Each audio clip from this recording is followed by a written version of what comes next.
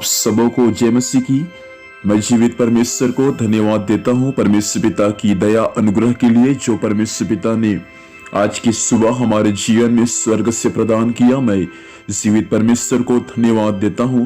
आइए मेरे साथ में आज की सुबह परमेश्वर के वचन को पढ़ सकते हैं। नीति वचन की पुस्तक उसका 14 अध्याय उसका 7 पद यह ऐसा लिखा है, मूर्ख से अलग हो जा, तू उससे ज्ञान की बातें ना पाएगा।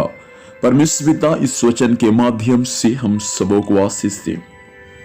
प्रियो, यहाँ पर नीति वचन उसका 14 अध्याय उसका 1 पद से आगे पढ़ेंगे तब आपको मालूम चलेगा कि सुलेमान मूर्खता के बारे में कुछ संदेश लोगों को सिखा रहा है। और 7 पद में सुलेमान कहता है कि मूर्ख लोगों से क्या हो जा, अलग हो जा। क्यों अलग होना मूर्ख लोगों से? क्योंकि मूर्ख लोगों के जीवन में ज्ञान की बातें आपको नहीं मिलेगा। यदि आपका संगति मूर्ख लोगों के साथ में है तो परमेश्वर का वचन ये बातों को सिखाता है प्रियो कि आप उनसे ज्ञान की बातें आपको नहीं मिलेगी, लेकिन केवल उनके जीवन से आपको मूर्खता की ही बातें मिलेगी। क्योंकि 1 पद को आप पढ़ेंगे तो वहां पर भी मूर्ख के बारे में लिखा है। क्या लिखा है कि मूर्ख स्त्री अपने घर को अपने हाथों से क्या कर देती है, ढा देती है, लेकिन बुद्धिमान स्त्री अपने घर को अपने हाथों से क्या करती है, बना देती है। मेरे प्रियो, इस बातों को आप ध्यान दीजिए। बहन, आपका संगति किसी मूर्ख स्त्री के साथ में ना हो। ऐसा ना हो कि आपका बना बुनाया घर आपके हाथों से नष्ट हो जाए।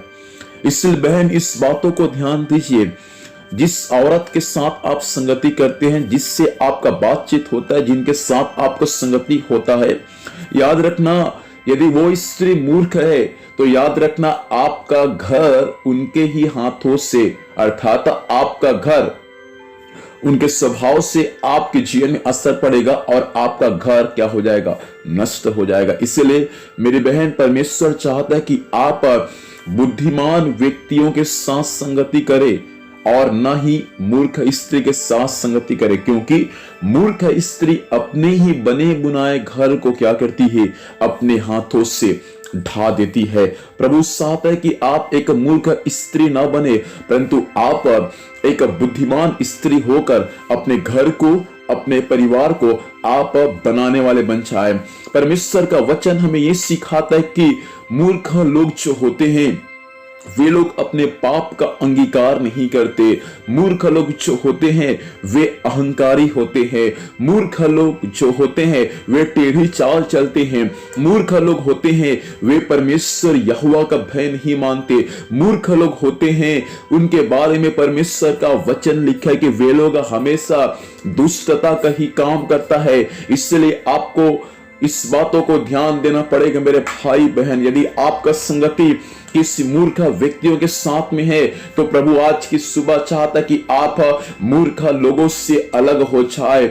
ऐसा ना हो कि उनके द्वारा आपका परिवार, आपका जीवन, विशेष करके आपका आत्मिक जीवन नष्ट हो जाए। 2023 के शुरुआती दिनों से परमेश्वर का वचन भाई आपसे कहना चाहता है, बहन परमेश्वर का वचन आपसे कहना चाहता है, मूर्खों के साथ संगति ना करना, मूर्ख लोगों से अलग हो जाना। आपका संगति किनके साथ में है ये मायने रखता है।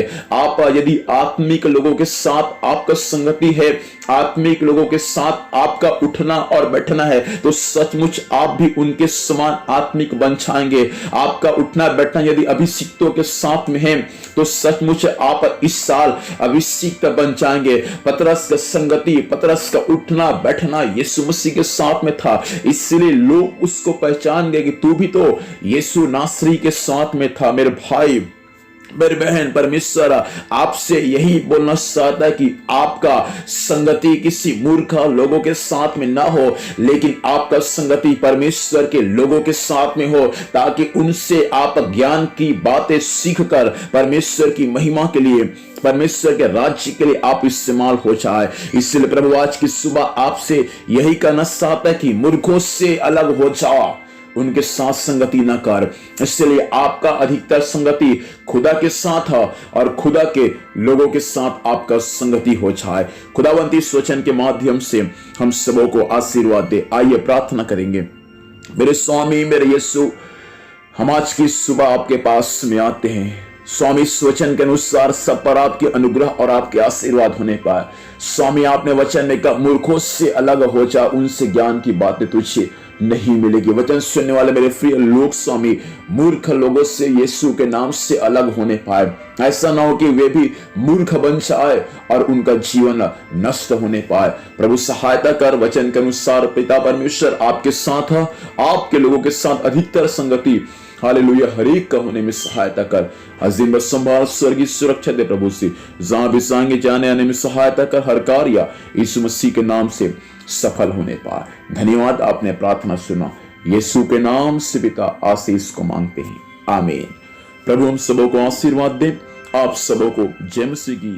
Praise the Lord.